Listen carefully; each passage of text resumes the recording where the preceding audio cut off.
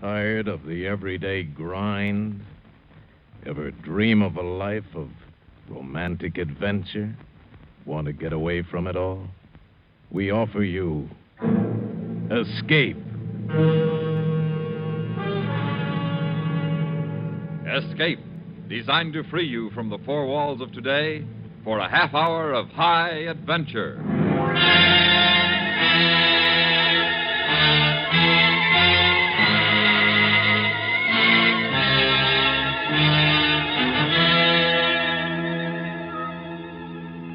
You are in a farmhouse on the southern coast of England.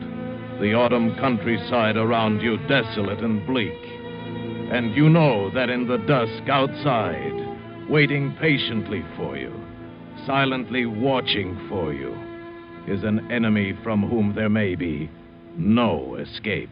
Listen now as Escape brings you Daphne du Maurier's story, The Birds.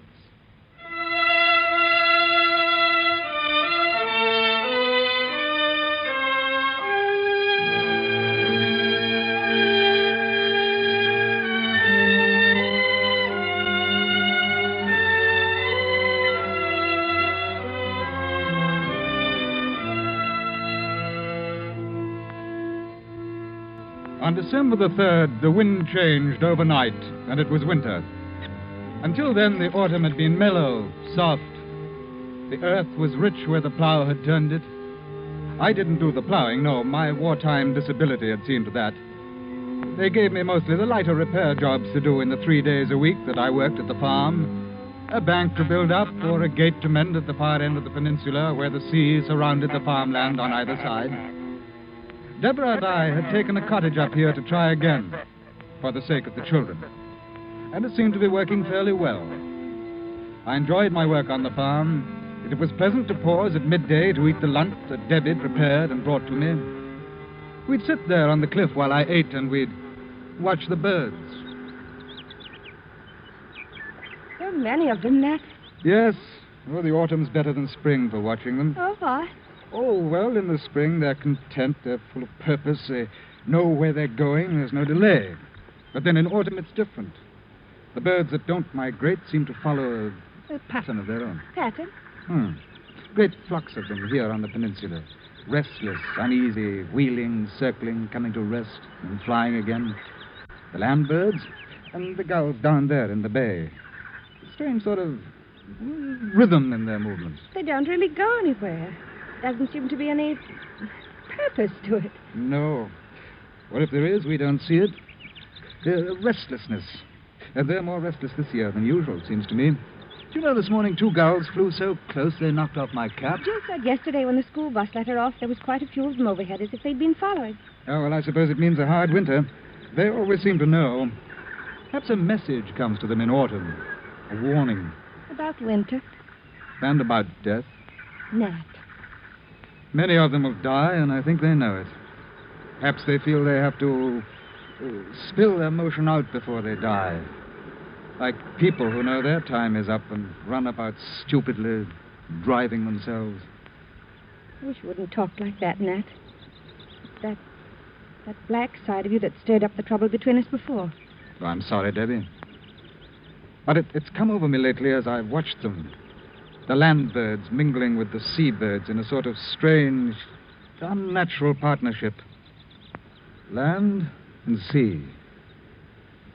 Life and death.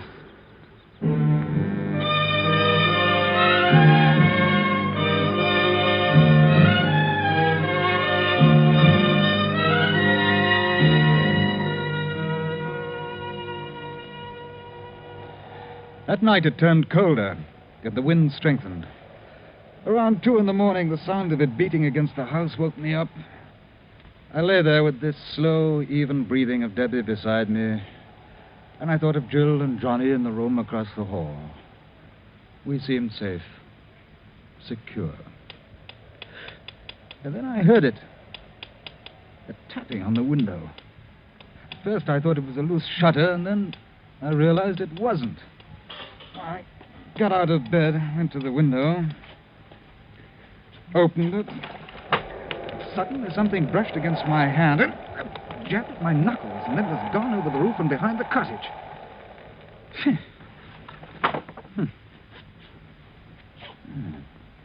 Nat, what's it? It's all right, Debbie. It was a bird. I don't know what kind. Bird?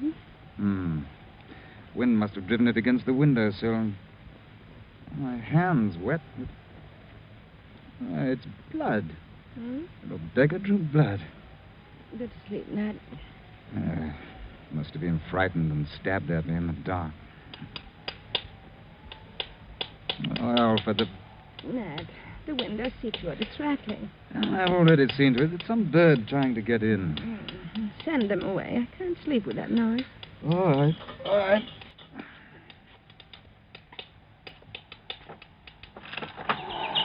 Oh, well, off with you. Why, you little... Stay away from my face. Get out! Get away! Never in the world. Did you see that? There were half a dozen this time. They went for me. They tried to peck my eyes. Oh, Nat. I'm not making it up, Deb. Mommy! Huh? What? It's Jill. Go see what's the matter. Right. Mommy! Coming, Jill. They keep firing at me. Where's Johnny? Under the blanket. What's the matter? Quick, get the children out of here. Birds. The room's full of birds. And my face. Get the children out of here and shut the door. Quick! I pushed them out of the room, and now I was alone with the birds. I seized the blanket, and I used it as a weapon, sweeping it right and left. And I could hear the thud of bodies, but they kept coming at me. They're jabbing my hands, my head, trying for my eyes with beaks as sharp as pointed forks. And I wrapped the blanket around my head, beat about with my bare hands, blindly. I don't know how long I fought them. Finally, the beating of wings lessened, and then I was still. I unwrapped the blanket from my face. The cold gray dawn had seeped into the room. The floor was littered with the tiny corpses of the birds. Robins, finches, sparrows, larks. Some had lost feathers in the fight. Others had blood, my blood, on their beaks. Sickened, I went to the window. The fierce sea broke harshly in the day. But there was not a bird in sight. Not a sparrow chattered in the hedge, no early thrush or blackbird pecked on the grass for worms. There was no sound at all but the east wind and the sea. Nat? I'm all right, Debbie. Oh, I didn't know what... You're covered with blood. Some of it's the birds. Look on the floor. Oh, so many of them. Yeah, 50. I counted them. It's horrible. Come on, darling. I'll clean the room later when I have more stomach for it. It must have been ghastly for Are you. the children all right? Yes, I've put Jill to work making tea. Johnny's in our bed just now asleep. Nat, why? The birds? Well, it must be the weather. The sudden change confused them. It has to be that. The tea's ready, Mummy. Oh, good. Did you drive away the birds? Yes, they're all gone now, Jill. I hope they won't come again. Perhaps if we put breadcrumbs for them outside the window, they'll eat that and fly away. Perhaps, dear. I've already had breakfast. I'd better hurry or I'll be late for the school bus. Bus. I'll walk with you to the road, Jill. Yes, I think that'd be a good idea. I'll go get my coat and books. I didn't want her to walk alone. Nat, they wouldn't come back again. Well, I'll go over to the farm and find out if they heard anything during the night. You keep all the windows and doors closed, Debbie, just to be on the safe side.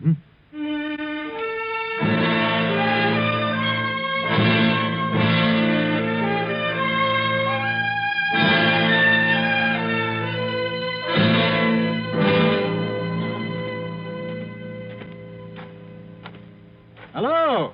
Anyone about?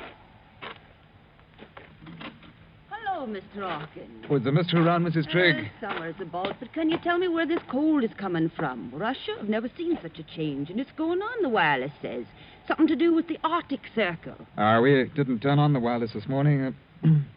Fact is, we had trouble in the night. Oh, Kitty's poorly. No, not exactly. No, we had some trouble with birds.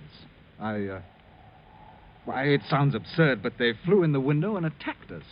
Attacked you. Now, Mr. Hawkins. No, I'm not making it up, Mrs. Trigg. There are 50 dead birds on the floor of the children's bedroom. Foreign birds. No. No, the kind you see about here every day. Really? Well, you ought to write up and ask the Manchester Guardian. They'd have an answer for it. Hey, morning, Hawkins. Mr. Trigg. Mr. Hawkins been telling about some birds last night. Oh? He says they attacked him. Attacked? Are you sure? Quite. Never heard of a thing like that before.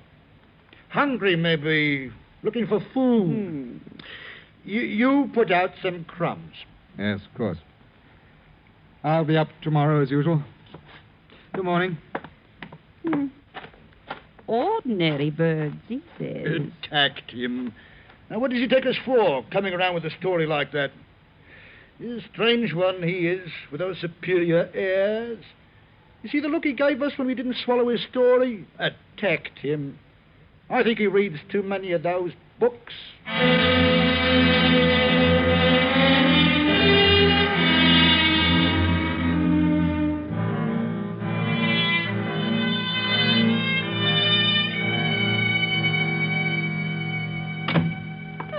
Nat, did you find out anything at the farm? No. The Triggs' brilliant advice was to put out some crumbs. Debbie, I looked all around this morning. There's not a single bird in sight outdoors. Where they've gone? I don't know. And the Triggs had no trouble last night. Not only that, they clearly thought I was imagining it. Oh, I heard Trigg mutter something about my superior airs and reading too many books as I walked away. Nothing's real to those clods until it hits them over the head. Well, they're nice enough people, Nat. It's just that they're isolated up here. Well, that's certainly the polite word for it. I haven't been able to face going into the children's room. The birds... Oh, yes, I'll go and clean it up. I suppose the least I can do is give the little beggars a decent burial.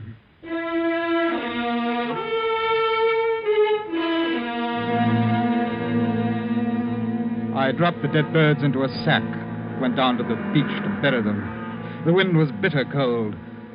I dug a pit in the sand with my heel and started to empty the sack into it, but the wind caught the birds and whirled them along the shore. There was something ugly in the sight, but the tide would take them when it turned. I looked out at the crested breakers, and then I saw them. The gulls. Out there, riding the seas. Thousands. Tens of thousands. They rose and fell in the trough of the sea like a mighty fleet at anchor, waiting for the turn of the tide. Waiting. They stretched as far as my eye could reach. They covered the sea. I started up the steep path home, almost running. Someone should know of this. Someone should be told. But who? And then, as I opened the front door, I saw Debbie beside the wireless listening. Damage and even attacking individuals. It is thought that the Arctic airstream is causing the birds to migrate south in immense numbers, and that intense hunger may drive them to attack human beings. Householders are warned to see to their windows, doors, and chimneys, and to take all precautions for the safety of their children. Further bulletins will be issued later. They've been repeating it every few minutes since you left. Well, perhaps now those empty-headed idiots at the farm will know that I was... You sound almost glad. Oh, don't talk rot, Debbie. It's just that when people with half a brain try to tell me that Can't you forget that superior attitude of yours, even now? Don't use that word superior to me. I'm sick of it. So am I, Nat. So am I. You... Oh, I'm sorry, dear. This thing has made me a little nervy, I guess. Yes, I'm sorry too, my dear. Nat, one of the bulletins said the birds seemed to be waiting. For what? I don't know. They said the birds are hungry. What are you doing? No, the hammer. I'm going to get some boards and see to the doors and windows as they tell you to. You think they could break in with the windows shut, those sparrows and robins and such? Why, how could they? I wasn't thinking about the smaller birds. I was thinking about the gulls. The gulls? Debbie, have you ever been close enough to get a good look at a gull's beak? There must be 100,000 of them out there, riding the sea, waiting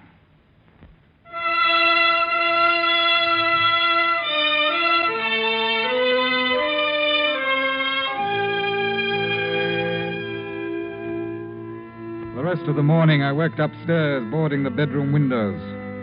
And I wondered whether they'd take these precautions up at the farm. I doubted it. It'd probably be a big joke to the Triggs. But according to the wireless, it was no joke. At first, some of the bulletins had been light in tone, but as the morning wore on, the concern in the announcer's voice became more and more apparent. Well, after I'd finished upstairs, I took the rest of the lumber down, boarded up the lower floor windows. What they ought to do is call the army out and shoot the birds. That would soon scare them off. Debbie, how are we off for food? Now, Nat, whatever next. Now, never mind. What have you got in the larder? Shopping day tomorrow, you know that. I don't keep uncooked food hanging about. It goes off. But I can put some things in tomorrow.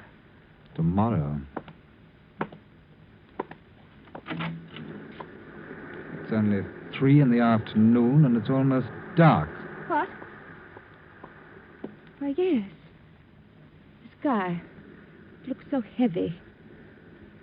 Nat, what's the matter? You've gone quite white. Look. The tide's turned. The gulls. They've risen. Circling over the sea. Not a sound from them. Nat. I'm going for Jill. I'll wait for her at the bus stop. You keep Johnny inside and keep the door shut.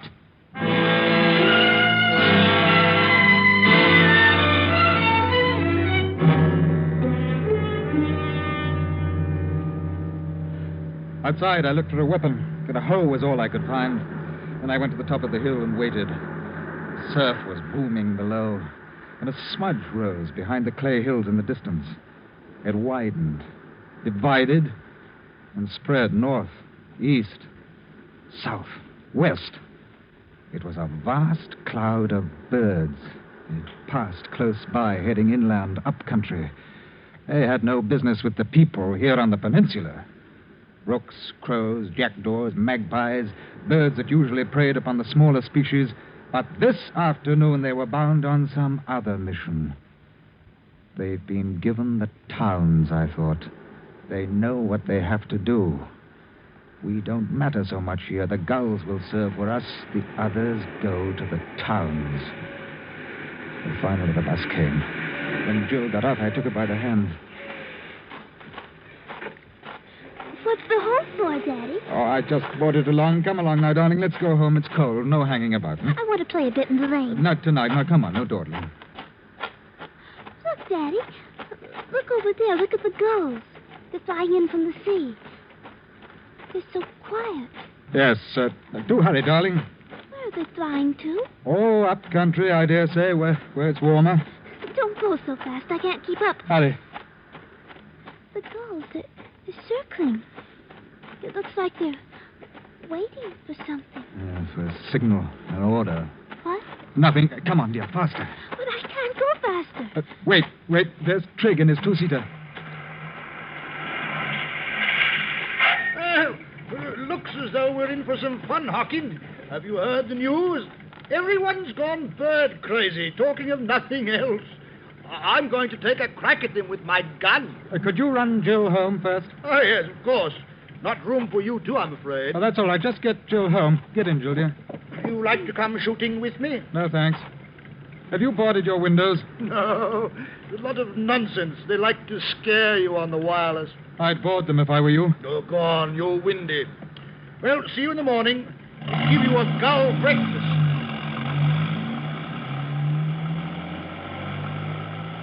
I watched Trigg drive Jill toward the cottage, and then I followed on foot.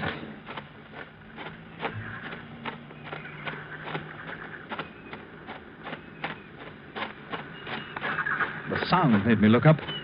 The gulls were approaching. The order had been given, and the farm was their target. The black-backed gulls were leading, and there were bigger birds. Gannets, terns. And suddenly one of them dove at me, missed, rose to drive again, and then came the others, 6, 7, a dozen. I dropped the hoe, covered my head with my arms, and ran towards the cottage. They kept coming at me from the air with beating wings. Each stab of a swooping beak tore my flesh. I had to keep them from my eyes. And with each dive, they became bolder. And they had no thought for themselves. When they missed, they crashed, bruised and broken on the ground. And as I ran, I stumbled, kicking their spent bodies in front of me. Another aim got better, closer to my eyes, closer. And then I reached the door of the cottage. Let me in! It's Nat! Let me in! And then, above me, I saw the gannet, poised against the sky for his dive. The gulls drew back, only the huge gannet. The wings folded suddenly to its body, and it dropped like a stone at me. The door opened, and I flung myself in. Good Lord! What was that? A gannet. He'd have split my skull.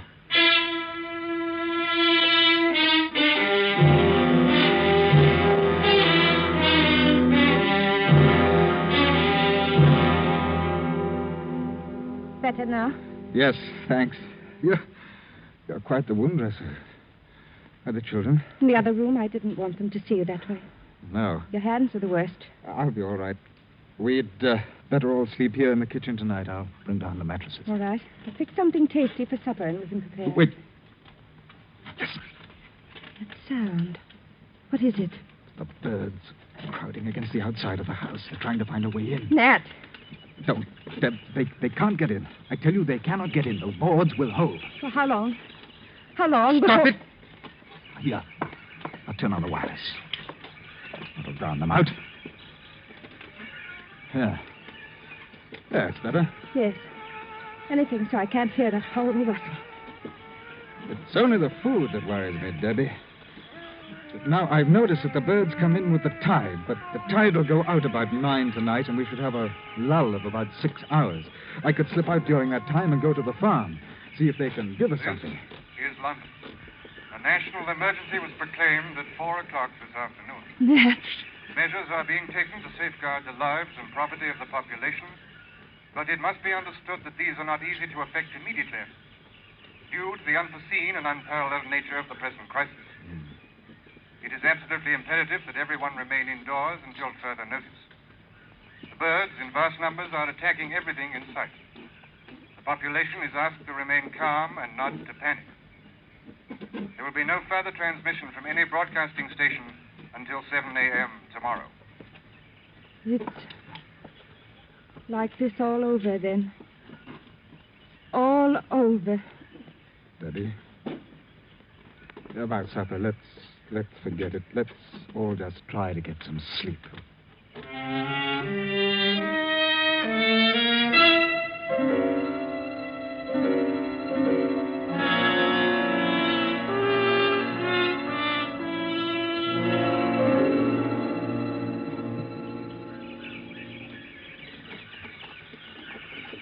Nat, wake up.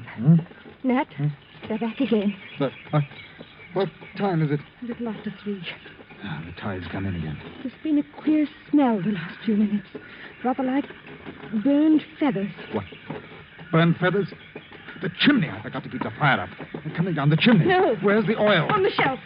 There they are. Look, squeezing through the chimney. Stand back. I'm going to throw the oil on the coals. That'll get them. Nat, I can't stand it. Get me paper, wood, anything that'll burn. Hurry. Their charred bodies kept dropping down the chimney. I raked them to one side, but more came. I threw on the rest of the oil. We piled papers on it, kindling, anything. The flames roared higher. More bodies. The stench was unbearable. I kept at it. Finally, they gave up. And I went over to the basin. I was sick.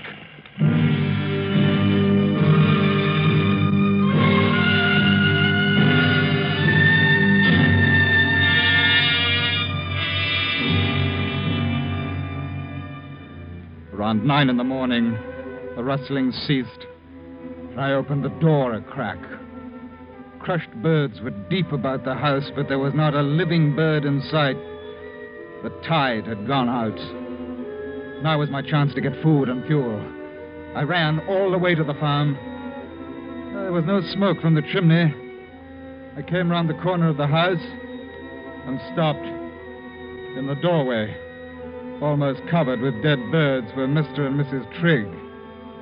What was left of them. Beside him was his gun.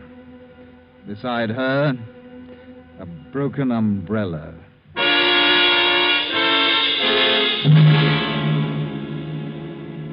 I loaded the two-seater with all the food I could find, enough for perhaps 3 days, and drove back to the cottage. I told Debbie the Triggs didn't need their car for a while and had told me to take it. She said nothing.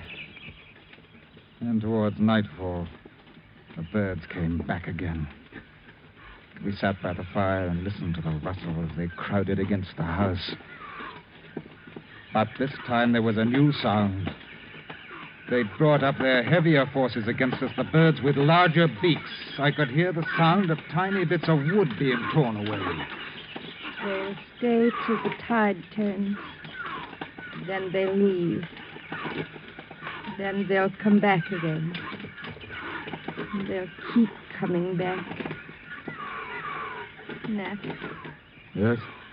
The Triggs. They're dead, aren't they? Yes. We're all alone. Strange. I feel closer to you than I've ever. That it should take something like this to bring us. Debbie, you may be interested to know that right now, I do not feel very superior. Don't, Nat. Oh, Nat. Nat, what do we do? I don't know, Debbie. I do not know.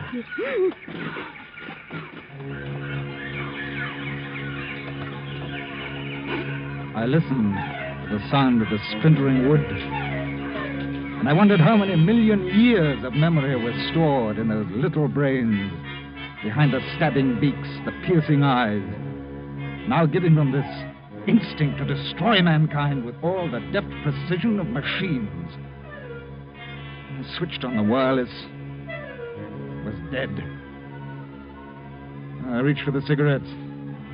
There was only one left in the packet. I lit it. I threw the empty packet on the fire and watched it burn.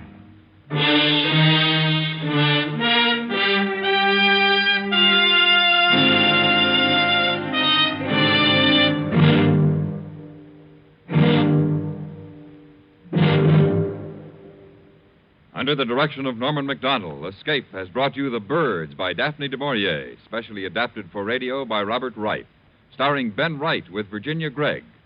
Featured in the cast were John Daner, Ann Morrison, Ann Whitfield, and John Dodsworth. Your announcer, George Walsh. The special music for Escape is composed and conducted by Leith Stevens.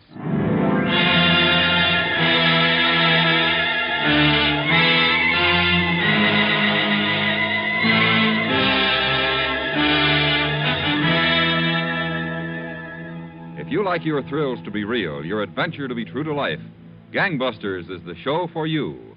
Now, every Monday night, most of these same CBS radio stations bring you the drama that names names, places, and dates in the nation's battle against crime. Stay tuned now for Night Watch, which follows immediately over most of these same stations. Where there's Gunsmoke, there's Western Adventure, Monday nights on the CBS Radio Network. Stay tuned for Night Watch. Herman Hickman isn't the only exciting personality you'll want to hear. Right here at the Star's Address. Of course, where sports are concerned, the famous former football coach at Yale and one-time All-American player is a natural. And he's well worth listening for any Monday through Friday evening at 6:30. But when you're in the mood for musical entertainment, as you're likely to be any Monday through Friday morning at 9:30, Joan Edwards is the person to hear. The melody she sings or plays each weekday morning are as sunny as her disposition. And her friendly personality only adds to the pleasure of listening to the Joan Edwards Show. Monday morning at 9:30 and every Monday through Friday morning at that time. Remember to tune in on Happiness on our lighthearted...